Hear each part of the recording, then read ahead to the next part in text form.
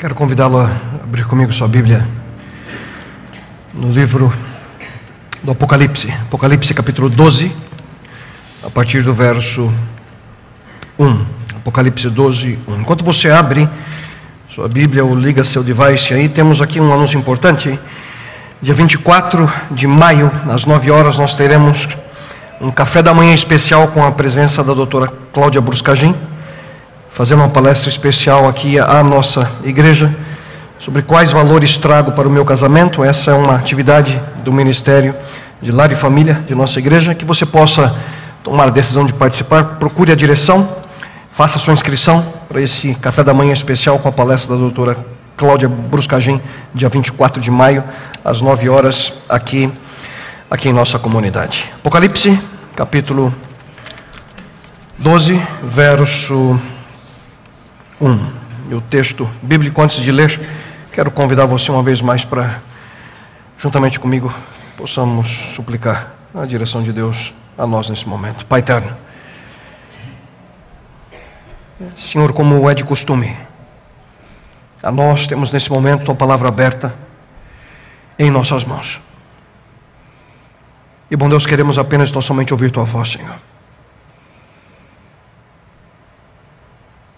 Possamos, com a mesma atitude de Samuel, a mesma atitude de Isaías, homens do passado que demonstraram uma entrega total a Ti, dizer-te: fala, Senhor, que Teu servo, Tua serva, ouve. Que possamos, bom Deus, uma vez mais hoje, não apenas receber informação, mas que possamos, Senhor, colocar em prática a nossa vida. Aquilo que ouviremos, na certeza de que seguimos o Rei verdadeiro, o único Deus desse universo. Isso eu te suplico em nome do Teu Filho amado Jesus Cristo. Amém, Senhor. O texto bíblico diz: viu-se um grande sinal no céu, uma mulher vestida de sol, tendo a lua debaixo dos pés e uma coroa de 12 estrelas sobre a cabeça. Verso 2 diz que ela estava grávida e gritava com as dores de parto, sofrendo tormentos para dar à luz. E no verso 5, ela deu à luz um filho, um varão que há de reger todas as nações com vara de ferro. E o seu filho foi arrebatado para Deus e para o seu trono. Para o seu trono. Onde há um trono, há um rei. Temos aí já por algumas semanas desenvolvido a série Venha o Teu Reino, onde já vimos as dimensões do reino de Deus, a dimensão presente, a dimensão futura. Já vimos a importância e o relacionamento de cada um de nós como pessoas ao reino de Deus. Ouvimos também a relação do reino de Deus com a igreja na semana passada, sobre a missão do reino, a missão que cada um de nós tem nesse processo, o reino de Deus. Mas agora acabamos de ler um texto que fala sobre um bebê que nasce, um bebê que tem o privilégio de assumir o trono de Deus. Por falar em bebê, aqui aos pais que estão conosco, quem sabe há alguma exceção, mas você já viu o bebê nascer? Você já viu? Vocês que são pais, já viram um bebê nascer? Eu já vi 3 vezes. 2 partos normais e uma cesariana. E que é um momento especial, né? Todo o preparo envolvido. Na minha experiência, não minha, da Nereida, né? Mas obviamente participei, e os 3 nasceram, não aqui no Brasil, na América, e lá costumeiramente a tentativa é fazer o parto de maneira normal, a não ser que haja algum empecilho médico para uma cesariana, e você precisa se preparar. Eu não tinha ideia do que era o nascimento de um bebê, não tinha ideia, e assisti vídeos, eu participei de aulas, e ali tiveram a audácia de me ensinar como é que eu devia ajudar a Nereida a respirar na hora. Lembra, amor? Que coisa. A primeira vez que eu vi no vídeo a epidural, eu quase desmaiei, só de imaginar aquilo. Mas chegou o momento, Eu estava trabalhando na biblioteca, a Nereida me liga e diz: é hoje. Eu falei: hoje o quê? O nascimento da Isabela, é hoje. Como é que você sabe? Estourou a bolsa. Mas tem certeza que vai ser hoje? Lógico, tem que ir imediatamente para o hospital. Peguei ela, fomos ao hospital e ao chegar, a limpeza do local, ali todos os preparativos, os cuidados especiais, lençóis esterilizados, aquela touquinha que você põe, sapato, e tudo aquilo foi uma versão maravilhosa a nós, uma experiência toda especial. Nascimento de um bebê. Mas, queridos, quando Cristo nasceu, foi num contexto diferente. Quando Cristo nasceu numa noite fria, escura, dentro de um estábulo, ao lado de animais, sem auxílio de doutor, sem auxílio de enfermeira, sem lençol esterilizado, sem roupa especial, sem monitoramento fetal, sem anestesia, nasce Jesus Cristo. Cristo sai ali do útero de Maria com um cordão umbilical que conectava a sua mãe. Ali cercado de fluido amniótico e com sangue de Maria sobre a sua pele. Quando Maria deu a luz a Jesus Cristo, naquele momento, queridos, a nossa experiência, a experiência da humanidade, foi pouco a pouco sendo mudada, pouco a pouco sendo transformada pelo nascimento de um bebê. Mas hoje eu não quero deter nossa atenção a esse momento especificamente. Intencionalmente, se você percebeu, eu pulei os versos 3 e 4 do mesmo texto bíblico. E como você ainda tem sua Bíblia aberta, eu queria que você acompanhasse comigo novamente a leitura agora como um todo. Viu-se um grande sinal no céu, uma mulher vestida do sol, tendo a lua debaixo dos pés, e uma coroa de 12 estrelas sobre a cabeça. Ela estava grávida e gritava com as dores do parto, sofrendo tormentos para dar à luz. Viu-se também um outro sinal no céu, um grande dragão vermelho, que tinha 7 cabeças e 10 chifres, e sobre as suas cabeças 7 diademas. E a sua cauda levou após si a terça parte das estrelas do céu, e lançou-a sobre a terra. O dragão parou diante da mulher que estava prestes a dar à luz, para que, dando ela à luz, lhe devorasse o filho. Ela deu à luz um filho, um varão que há de reger todas as nações com vara de ferro, e o seu filho foi arrebatado para Deus e para o seu trono. Sempre quando há um trono, há um rei. Queridos, como nós podemos ver, e agora uma compreensão mais ampla, sabemos bem quem é esse bebê, e sabemos bem quem é esse dragão, pronto ali, diz o texto bíblico, para devorá-lo. Satanás faria o que estivesse ao seu alcance para que esse bebê nunca chegasse ao trono, que ele falhasse em sua missão. Na realidade, queridos, essa é uma linguagem que lemos aqui em Apocalipse, uma linguagem que vem diretamente de outra porção bíblica. O salmo que provavelmente apresenta de maneira mais clara esse conceito do Messias, que é o Salmo 2, eu quero convidá-lo a abrir também, a acompanhar a leitura. Salmo 2.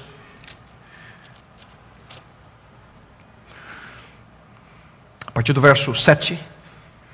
E aqui Davi diz o seguinte: proclamarei o decreto do Senhor, ele me disse: tu és meu filho, eu hoje te gerei.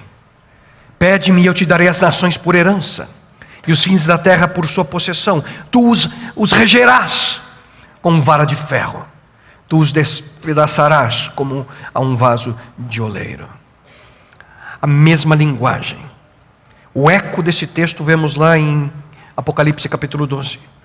Esse é reconhecido como o Salmo do Messias. Durante essa série nós temos ouvido sobre o reino de Deus.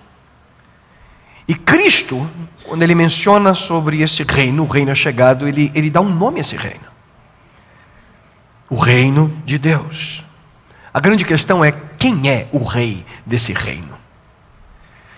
Não há um reino sem um rei. Não há reinado sem um rei. E o rei, queridos, de certa forma, ele determina o caráter do reino. Se você virar algumas poucas páginas, ao Salmo 72. Quero ler também alguns versos com você, e é importante essa compreensão. Já que é um salmo escrito por Salomão, não Davi.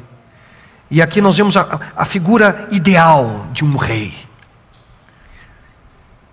Ó Deus, verso 1, dá ao rei a tua justiça e a tua retidão ao filho do rei. Ele julgará o teu povo com retidão e os teus pobres com justiça. Perceba, repetidas vezes, um rei que age com justiça. Verso 4, defenderá os aflitos do povo, salvará os filhos dos necessitados e quebrantará o opressor. Verso 12, pois ele livrará o necessitado que clamar, como também ao aflito e ao que não tem quem o ajude.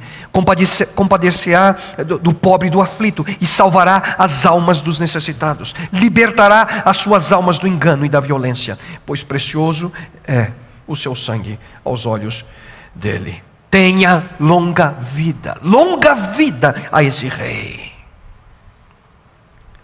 Repito, o rei determina como é o reino, o caráter desse reino. Por curiosidade, ao estar preparando a mensagem para hoje, eu fui até, obviamente quando falamos em rei, a gente pensa numa rainha, né? Rainha da Inglaterra, a monarquia mais famosa em nossos dias. E eu fui atrás da informação de como é a comunidade britânica das nações, como assim é conhecido, outras nações, não apenas a Inglaterra, a Escócia, mas os outros países que fazem parte, inclusive o Canadá e a Austrália, como eles reconhecem e como eles intitulam Elizabeth II.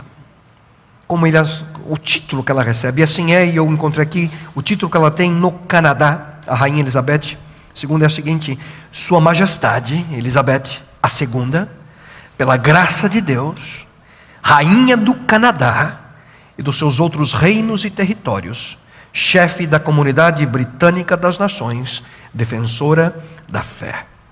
Esse é o título oficial que ela recebe. E cada uma das nações da lista, a lista é longa, da comunidade britânica das nações, cada uma dá um título bem similar a esse, reconhecendo a autoridade que Elizabeth II tem sobre essas nações do ponto de vista da monarquia. Queridos, os títulos de um rei, nesse caso uma rainha, moldam como esse rei é visto e como é seu reino. Por que digo tudo isso? Porque quando nós olhamos a Cristo, e eu convido você comigo nesses minutinhos que se seguem, olhar a palavra de Deus e encontramos como Cristo é visto. Alguns dos principais títulos que ele recebe relacionados ao seu reino. E nós temos 3 principais no Novo Testamento. 3 títulos que Cristo recebe. O primeiro deles, Filho do Homem. Semanas atrás estudamos na lição da Escola Sabatina exatamente essa questão do Filho do Homem. Vimos alguns aspectos e lá vimos que se refere à humanidade de Jesus Cristo. Aquele que veio como representante da nossa espécie, viveu como cada um de nós. Obviamente, sem cair em pecado, mas com as mesmas preocupações que temos, com os mesmos sentimentos que temos, sentindo fome, frio, dor. O Filho do Homem. Alguns significados diretos a esse termo, a esse título. O primeiro eu acabo de mencionar, a humanidade de Jesus Cristo. A segunda característica é aquele que sofre, aquele que passa dificuldades, aquele que viveu na pele o que de fato é dor, e uma dor bem maior do que aquilo que podemos sequer imaginar. Mas a história, aqui um terceiro significado, esse termo, Filho do Homem, apresenta o sofrimento, mas vindica a vitória. Alguém que veio para cumprir uma missão de maneira específica. Filho do Homem. Mas há um segundo título que Cristo também recebe. Filho de Deus. Muitos o chamaram Filho de Deus. Tem uma pequena lista aqui que gostaria de compartilhar com você. Satanás o chamou de Filho de Deus no momento da tentação. Os endemoniados, quando viram a manifestação, chamaram, através, obviamente, os demônios ali encarnados no corpo daquele Filho de Deus. Sumo sacerdote, Mateus 26, também assim se refere ao Filho de Deus. Aqueles que mataram a Jesus Cristo, que participaram da crucifixão, naquele momento, sentiram que não era um homem comum e o chamaram de Filho de Deus. Os líderes judeus admitiram em João 19, verso 7, o Filho de Deus. O Evangelho segundo Marcos, o Evangelho segundo Mateus começa assim: Jesus Cristo, o Filho de Deus. Os discípulos o chamavam e o reconheceram como Filho de Deus. O centurião, Mateus 27, o anjo Gabriel, ao anunciar o nascimento de Cristo, chamou o Filho de Deus. Natanael, João capítulo 1, verso 49, Marta, o Filho de Deus. O Evangelho de João também, capítulo 20, verso 31, vê Cristo dessa forma, o Filho de Deus. Por quê? Cada uma dessas citações que apresentei a vocês foi um momento em que a divindade de Cristo, de certa forma, foi apresentada. Algo sobrenatural ocorreu. O Filho de Deus, o poder de Deus é apresentado, é visto nessas situações. E esse, queridos, é o título usado no Antigo Testamento para o rei de Israel, o Filho de Deus. Lemos juntos, Salmo 2,7. Proclamarei o decreto do Senhor. E Davi se refere a Deus. Ele me disse: tu és meu filho. Deus dizendo: esse é o meu filho. O Filho de Deus. Filho do homem mostrando a humanidade de Cristo. O Filho de Deus mostrando sua divindade, seu poder. E um outro título que Cristo recebe de maneira clara, eu convido você a abrir comigo. Mateus, capítulo 1, verso 1. Da mesma forma, vemos a mesma coisa, a genealogia de Jesus Cristo. E logo no comecinho, lemos: livro da genealogia de Jesus Cristo, filho de Davi, filho de Abraão, e assim se segue. Genealogia de Jesus Cristo. E esse é o termo, Cristo. O ungido. O significado da palavra, que nada mais é que a palavra Messias. O ungido. Esse é um outro termo, um outro título que Cristo recebe. O Messias. O Messias. O enviado por Deus para cumprir uma promessa. O enviado por Deus, queridos, para nos dar esperança, a única esperança. Em resumo, vemos aqui 3 títulos que contam a mesma história. 3 títulos que contam a história de um rei centrada em um fato. E essa é a grande diferença. O povo de Israel esperava um rei que os libertasse do jugo romano. Cristo não age dessa forma. Cristo se coloca em uma posição em que ele menciona de maneira direta e clara o Filho do Homem, Mateus 20, 28. O Filho do Homem não veio para ser servido, como vocês estão acostumados a ver na monarquia, não. Mas veio para servir e dar a sua vida em resgate por muitos. Cristo refere, o Filho do Homem veio para dar sua vida em resgate por muitos. E esse é o fato. Essa é a diferença. Um rei que veio para morrer. Um rei que veio para dar sua vida. A cruz. Esse é o fato. A cruz. Essa é a diferença. Cristo entrega a sua vida. Em outro fato, um outro momento marcante é que a ressurreição, a vitória sobre a morte, leva Jesus Cristo a dizer de maneira clara ali, antes da grande comissão, Mateus 28, 18, toda a autoridade, Cristo diz, me foi dada no céu e na terra. Na sequência ele diz: ide, façam discípulos, batizem e ensinem, por uma razão, porque hoje eu seguro em minhas mãos as chaves da morte. Eu venci, hoje eu tenho autoridade. Queridos, Filho do Homem, o Filho de Deus, o Messias, uma experiência, uma vida entregue a morrer por mim e por você.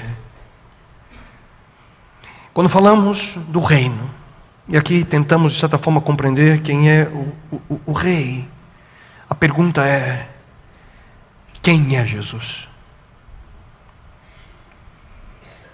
Quem é Jesus? Para alguns, um personagem histórico.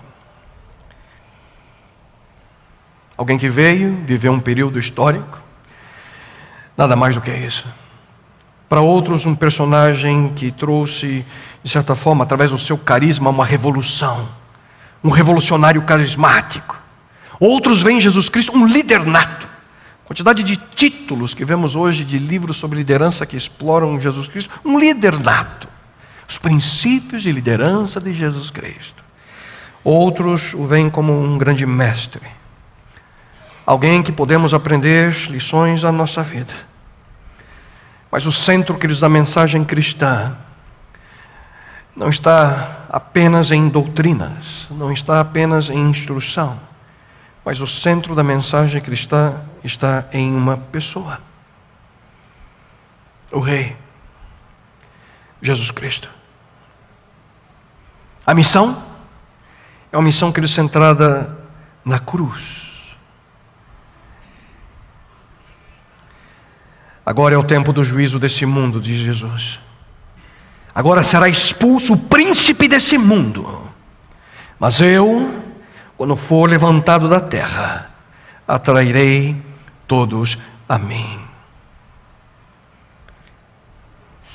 Veio esse mundo nos trazer paz. Não a paz que o mundo nos dá, queridos, porque esse mundo não traz paz a nós.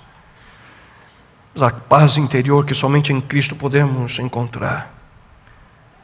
Veio esse mundo nos mostrar que a missão significa a mesma dele. O Verbo se fez carne e habitou entre nós. O bebê, lembram-se? Ele nasceu e viveu como nós. E hoje, como seus filhos, como seus seguidores, somos chamados também a viver a mesma experiência de uma comunidade encarnada, a comunidade ao nosso redor.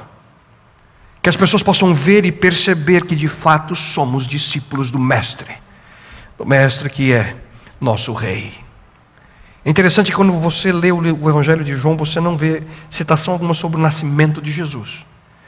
João só cita esse nascimento lá no livro do Apocalipse, como lemos no começo. Um bebê. Ele fala de um dragão. Mas Cristo menciona que esse príncipe seria expulso. Perderia seu domínio, seria vencido. O dragão que estava ali pronto para devorar o bebê, como nós lemos. Ela deu à luz a um filho, um varão que há de reger todas as nações com vara de ferro. Mas o filho foi arrebatado para Deus e para o seu trono. Por quê? Porque o dragão perdeu. Porque o dragão foi derrotado. Aleluia por isso. Porque o dragão foi derrotado, ele perdeu a batalha, meus queridos. É interessante que João coloca o bebê, não um menino, não um adolescente, não um homem Jesus sobre o trono. E João ele identifica cada personagem desse drama. O dragão, você sabe bem quem é, a derrota, o bebê. Mas através da morte sangrenta, e nós vemos ali no verso 11, falando sobre o cordeiro derramou sangue. E através dessa morte ele pisou a cabeça da serpente. Conforme a primeira profecia bíblica que foi dada ainda no jardim do Éden aos nossos primeiros pais: porém inimizade entre ti e a mulher, entre a tua descendência e o seu descendente, este te ferirá a cabeça e tu lhe ferirás o calcanhar. Mas você pode estar perguntando: pastor, o que Deus quer nos ensinar com tudo isso? Queridos, as manifestações de Jesus Cristo no livro do Apocalipse até a sua segunda vida são apenas vislumbres de quem Ele é. Vemos no capítulo 1 a glória de Cristo. Capítulo 4, o trono resplandecente. O capítulo 5 fala sobre o Cordeiro. Cada uma dessas representações de Cristo são aquilo que nós e os teólogos chamamos de transcendência. Um ser elevado, um ser superior, que nos dá uma vaga distinção entre o Criador e a criatura. A transcendência de Deus. Mas ele não apenas é transcendente, ele também é aquilo que nós chamamos de imanente. Porque a imanência demanda, queridos, aproximação. O Verbo que se fez carne, o bebê que veio.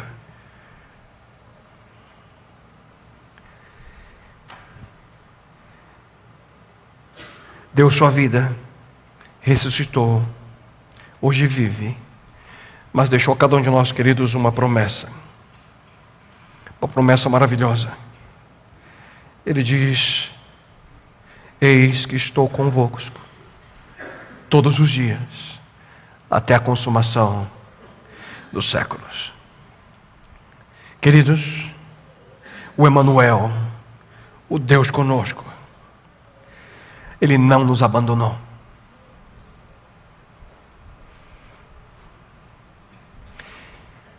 Olhar para trás,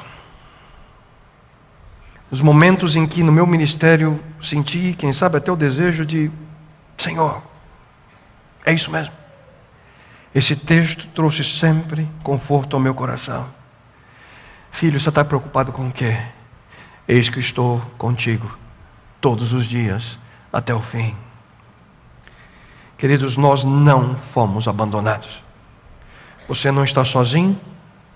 E o Emanuel, o Deus conosco, Ele prometeu voltar. Mas quem é Jesus? Quem é Jesus para você? Nesse momento eu queria ter a sua atenção por alguns minutos. Eu vou ler parte de um sermão que quisera eu ter escrito, mas não tive o privilégio. Há anos eu conheço essa mensagem e hoje decidi ler para você. É a parte final de um sermão feito por um pastor cristão, pastor Lockbridge. E ele fez esse sermão em 1976. Considero uma obra de arte daquilo que pode ser feito ao compartilhar a palavra de Deus com uma congregação. O pastor Lockridge, ele pastoreava uma igreja na Califórnia, mas fez esse sermão na cidade de Detroit. E na parte final ele fala um pouquinho sobre quem é esse rei. O título da mensagem é: esse é meu rei. Ouça. Meu rei já nasceu como rei.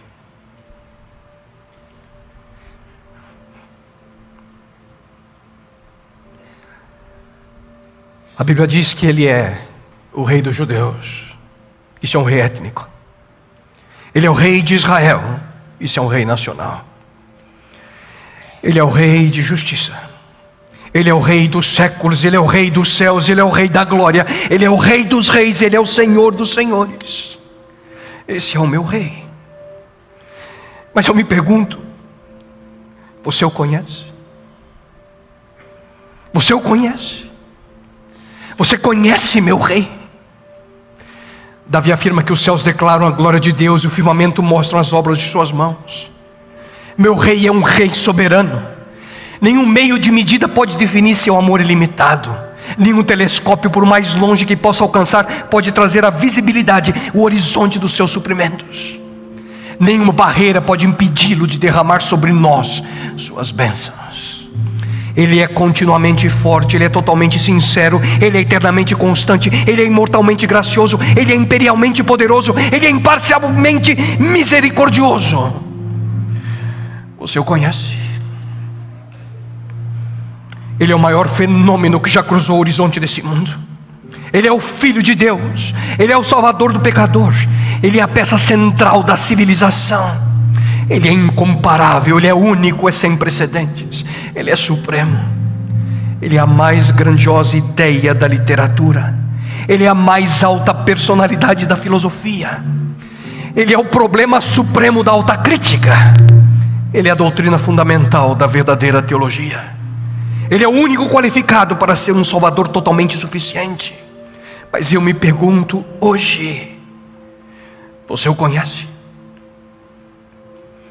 Ele é o milagre da história. Ele é o superlativo de tudo de bom que você pode escolher para chamá-lo. Ele é o único capaz de suprir todas as necessidades simultaneamente. Ele supre força para o fraco.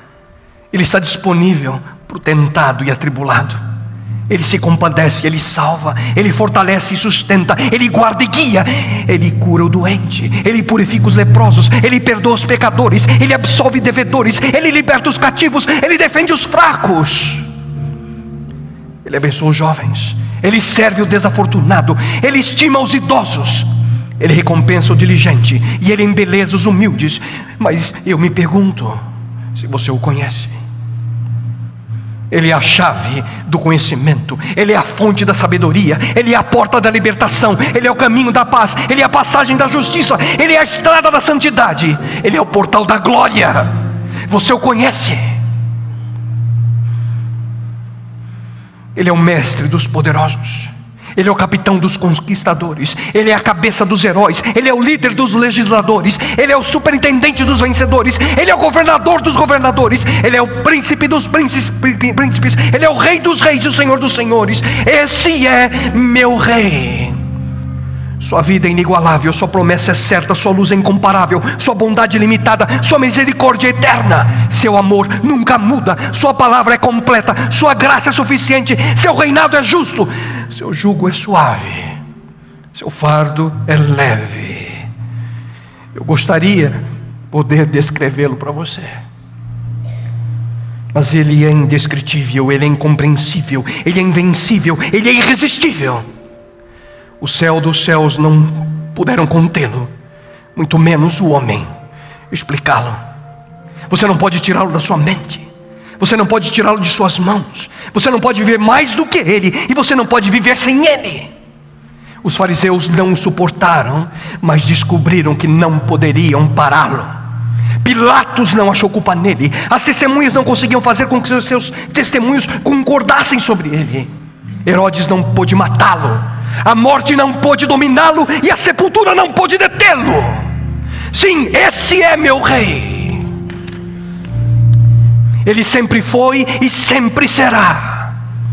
E eu estou falando sobre o fato de que ele não teve antecessor e não terá nenhum sucessor. Não há ninguém antes dele e não haverá ninguém depois dele. Você não pode depô-lo e ele não vai renunciar. Esse é o meu rei. Louvado seja o Senhor. Teu é o reino, o poder e a glória. Todo poder pertence ao meu rei. Teu é o poder e a glória. Tentamos conseguir prestígio, honra e glória para nós mesmos, não é mesmo? Mas a glória, sim, é toda dele. Sim, teu é o reino, o poder e a glória, para sempre e sempre e sempre e sempre. Quanto tempo dura? E sempre, e sempre, e sempre. E quando você passar com todos os seus sempre, Ele é o meu rei. Amém.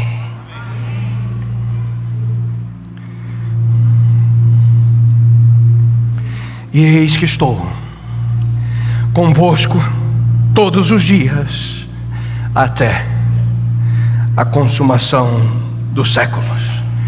E queridos, Ele nos disse isso: meu rei e o seu rei, para que você nunca se sinta sozinho ou abandonado. Porque quando o rei promete, esse rei cumpre. Pai eterno, Senhor, queremos ser súditos do teu reino, mas não queremos, Senhor, aguardar o momento do teu retorno, porque quem sabe, se nós pensarmos em viver preparados só para aquele dia, muito provavelmente não estaremos prontos. Queremos ser súditos do teu reino agora, neste momento. Queremos tê-lo como o Senhor da nossa vida, Senhor dos senhores, o Rei dos reis. E louvamos teu santo nome, Pai, porque tu vieste a esse mundo como um bebê, e tu vencestes o dragão, o inimigo de nossas almas. Isso nos dá hoje, Pai eterno, pela tua entrega, pela tua morte, pela tua ressurreição, nos dá hoje a esperança, o conforto e o ânimo para prosseguir nessa terra, Pai. Oh Deus, suplico tua bênção sobre cada um de nós.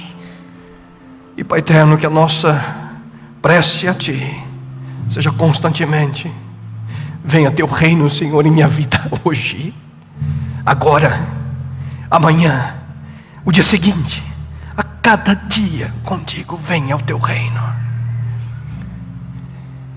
venha teu reino, porque tu és nosso Rei. Amém, Senhor. Convido você a, em resposta ao Senhor, cantar a canção tema da nossa série, Venha o Teu Reino. Se esse é teu desejo, coloque-se em pé e cante conosco.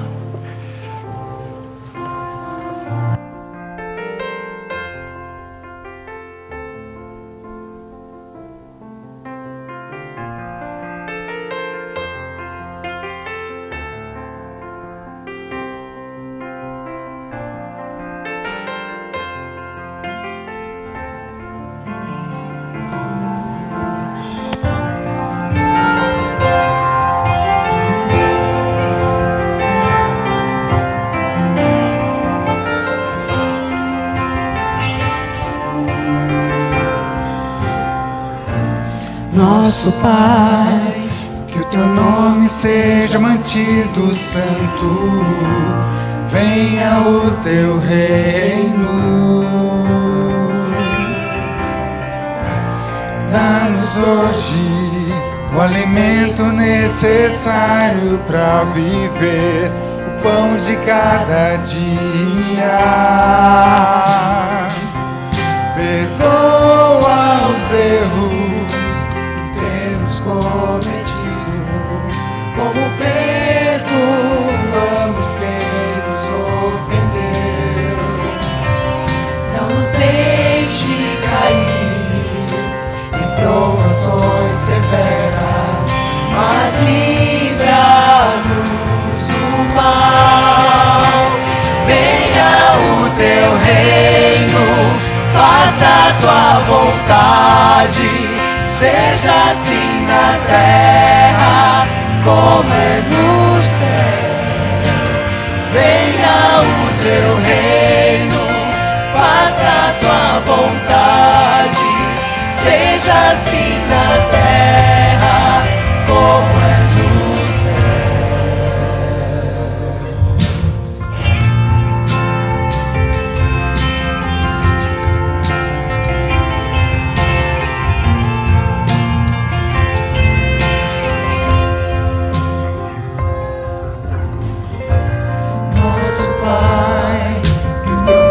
seja mantido santo, venha o teu reino.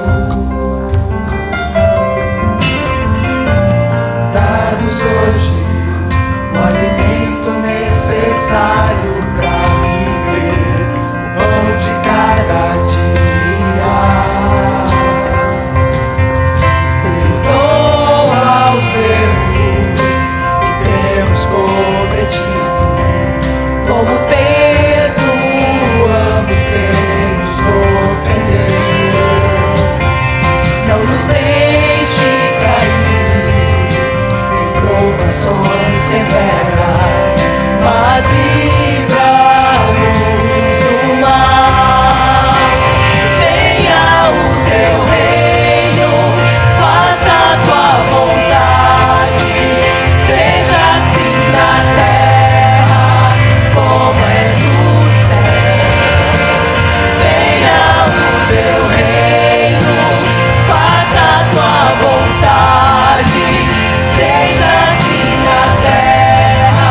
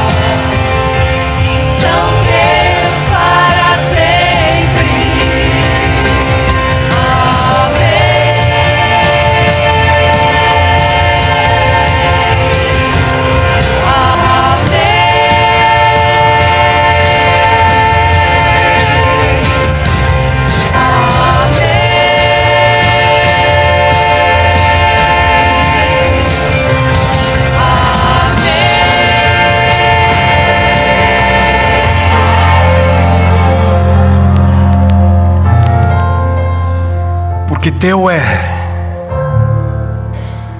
o poder, porque teu é o reino, porque tua é a glória, para sempre, e sempre, e sempre, e por toda a eternidade. Amém, meu Rei, nosso Rei, Jesus. Amém, amém, Senhor.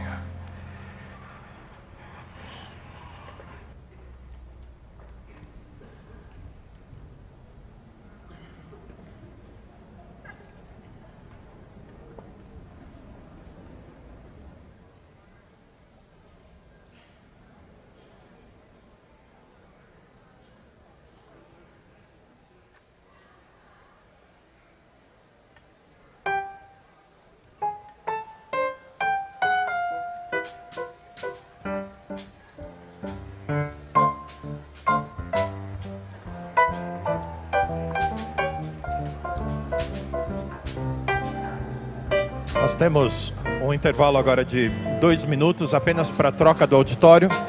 A todos vocês que estão indo.